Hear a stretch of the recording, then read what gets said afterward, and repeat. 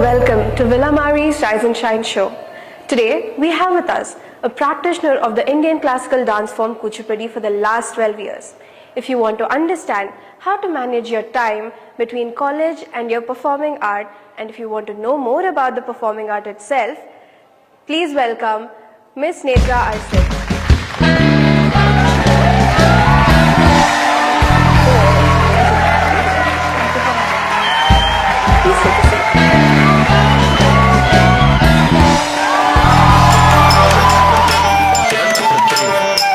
Netra Arsit's journey in Kuchipudi dance began at a very young age, driven by her deep passion for the art form. At just 8 years old, she made her stage debut, and since then, her dedication has only grown. Today, she boasts an impressive portfolio with over 35 performances across 12 cities, continuously elevating her craft and taking her passion to new heights.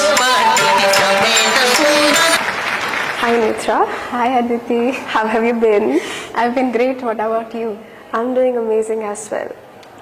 So, to introduce you to our viewers and our audience, we'd like for you to tell us more about how did your journey with Kuchipudi begin?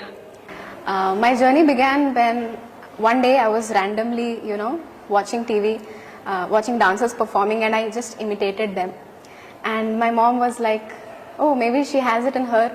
Let's take her to a dance class," and it just began like that. Yeah. How have you been managing your time between a lot of schedules? Because Kuchipudi requires consistent practice. So you have dedicated days for your practice, right?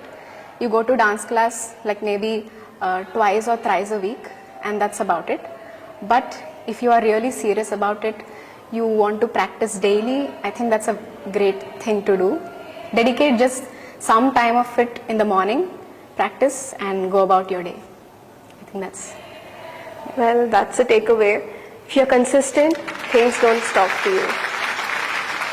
So how do you put your energy and how do you balance your schedules? Because sometimes you have a lot of schedules going on in the school or college, and then you have to go and practice with your Kuchipudi. Yes. That's a lot of mental and physical strain at times. Right. There have been many times where my schedules have clashed. So you have a performance and an exam on the same day, right? So what I do generally is I prepare for the exam beforehand. Like whenever the teacher calls you for practice, you have to be there. I can't compromise on that. But other than that, whenever I get free time, I just study. And before the exam, the night before the exam, you are already prepared for your performance. So you should only focus on your exam is what I, practice, and that helps me kind of, yeah. So we need to be prepared. We can't do last moment adjustment in our schedules. No, not at all. So going ahead, how do you feel when you're performing? Because it's a huge crowd. There's so many viewers who are waiting for you to perform. Yeah. So, like I said, when I was, just starting my dance journey, the teacher asked me, I heard from your mom that you imitated a dance step. Can you show it to me?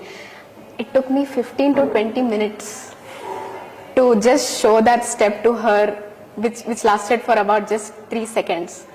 So I was so scared and shy. I was so conscious.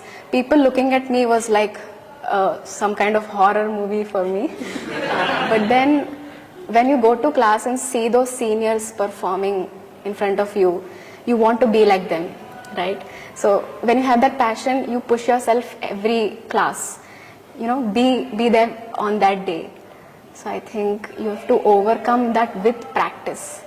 For the first few years of my programs, I cried every performance because maybe I just forgot a step or, something like that.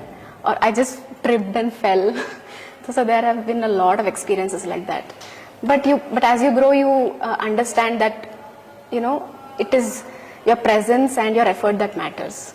Yeah.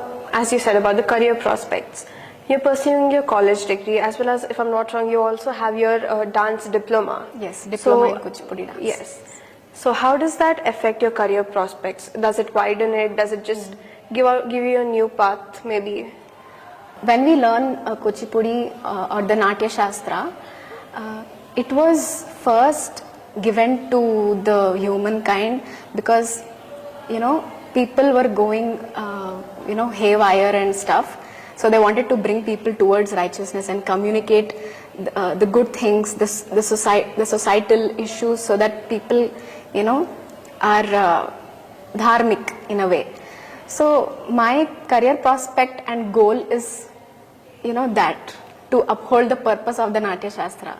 If I want to communicate something to the audience, a societal issue maybe, or maybe something which can move and impact them in a helpful way, I think I want to keep doing that. That is my career prospect.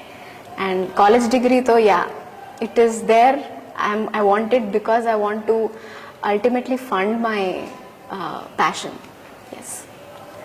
That's a really nice thing to say, because a lot of people don't pursue their passion. It just becomes a hobby at the best.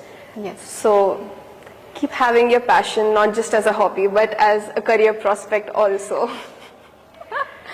What advice would you give to the younger peers who are coming and people who would want to get into Natya Shastra or any form of classical art? Okay, so here I would like to give a quote which was told by my guru. When you go to an ocean, if you extend your hands and take water from it, you'll have only that much. If you take water from a bucket, you'll have only a bucket full of water. So Natya Shastra, dance, or any art form for that matter is a huge ocean. It's an ocean. So it depends on you how much you want to take from it. And I think people who are passionate about it, you keep striving for more knowledge. We had this one lesson, right? Knowledge as its own end. Oh, yes, in English. Yeah, so I think knowledge, it is fun to just know things, for me, and apply them. And literature, dance, music, all of them are like a combination. They're like a bubble. So it is full of fascination, right? There is so much literature involved in dance, and if you are passionate about it, I think you should strive for more knowledge, keep upskilling, and keep updating yourself. Yeah. Any closing remarks for the people who are watching this? I would say just go about your passion. It depends on you how much you make the effort, right? If you want your own productions, if you want to get more performances as a dancer, it is you who makes the calls. So I recently myself made a call and got a performance. It's as simple as that. I see many dancers, thinking so much, whether to call this person or no. What's going to happen at the most? You don't lose anything, right? So just take that one step every day and get yourself good opportunities. And now that we've talked about socialization and creating a network and reaching out to people, do you think social media has played a positive role or impacted performing art in that way? Definitely. I think networking, socialization is very important, especially in today's world, because that's how you get opportunities to present yourself. And even Kuchipudi as an art form has, got its place because of social media, not completely, but in a huge way, because before, whenever people used to see a classical dancer, they label it as Bharatanatyam. So there was no distinction of dance forms, there was no educating people about. Now that social media has come into picture, Kuchipudi artists are, differentiated from other dance forms. Odissi artists are differentiated. There is a lot of educating of people and how they are different and what are the, nuances and everything. Those can be introspected because of social media. Yeah. Well, Netra, any more final remarks? Anything that you'd like to just add in? Something that we might have missed, but something that is necessary when you're discussing about performing arts or...